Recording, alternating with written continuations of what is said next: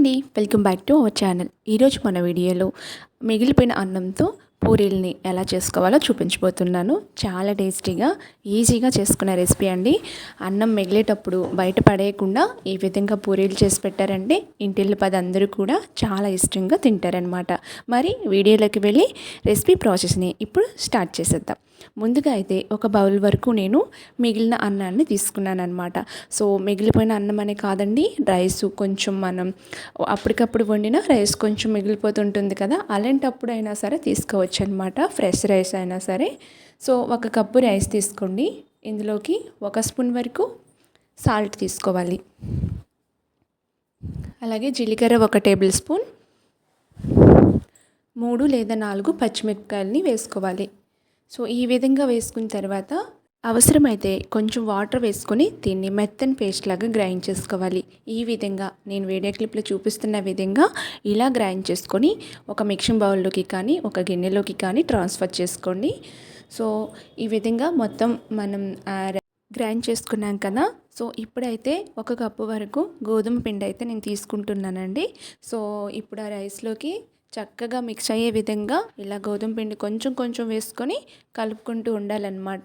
అంటే 1 కప్ అంటే ఎగ్జాక్ట్గా 1 కప్పే కాదండి. మనం కలుపుతూ ఉండగా ఇంకా పిండి అవసరము అనుకుంటే ఇంకొంచెం కొంచెంగా యాడ్ చేసి చపాతీ ముద్ద ఎట్లా మనం కలిపి పెట్టుకుంటామో ఆ విధంగా కలుపుకొని పెట్టేసుకోవాలి. నెక్స్ట్ వచ్చేసి 1 స్పూన్ వరకు నెయ్యి కానీ ఆయిల్ కానీ తీసుకొని ఒకసారి బాగా నీట్ చేసుకోండి.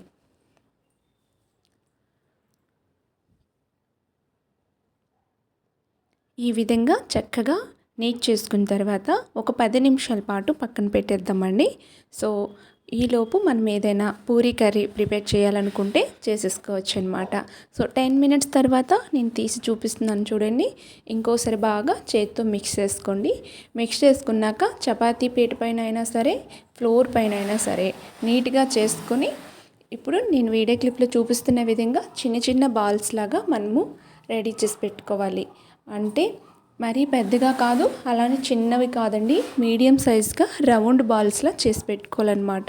ఈ విధంగా అన్నింటినీ కూడా చేసి పెట్టేసుకోండి ఫస్ట్ ఆఫ్ ఆల్.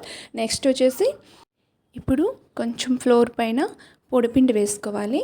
పొడిపిండి వేసుకొని మనం చేసుకునే ఈ చపాతీ ముద్దని కూడా తీసుకొని ఈ విధంగా పూరీ షేప్లో కొంచెం చిన్నగా, మరి చపాతీలా పెద్దగా కాకుండా కొంచెం చిన్న షేప్ వచ్చేలా ఈ విధంగా రౌండ్గా చేసుకోవాలి. మరీ పల్చుగా కాదు, అలానే మరీ థిక్గా కాదు, మీడియంగా మనం ఇలా ఒత్తుకోవాలన్నమాట. అన్నింటినీ కూడా పూరీలా ఒత్తేసుకొని పక్కన పెట్టుకోండి.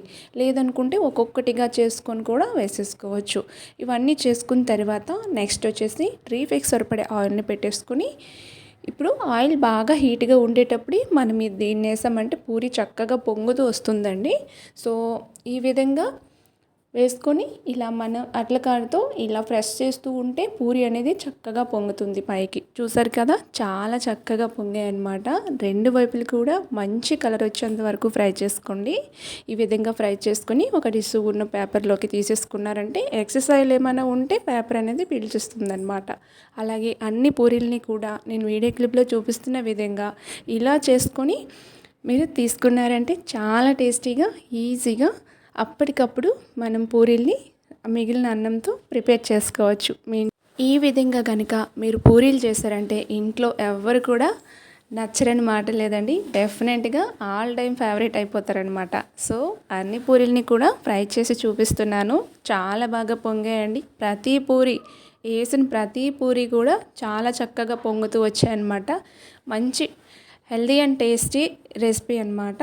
సో లెఫ్ట్ ఓవర్ రైస్తో చేసాము, కానీ అప్పటికప్పుడు ఫ్రెష్గా చేసుకునే రైస్తో కూడా ప్రిపేర్ చేసుకోవచ్చు. మరి వీడియో నచ్చింది అనుకుంటున్నాను.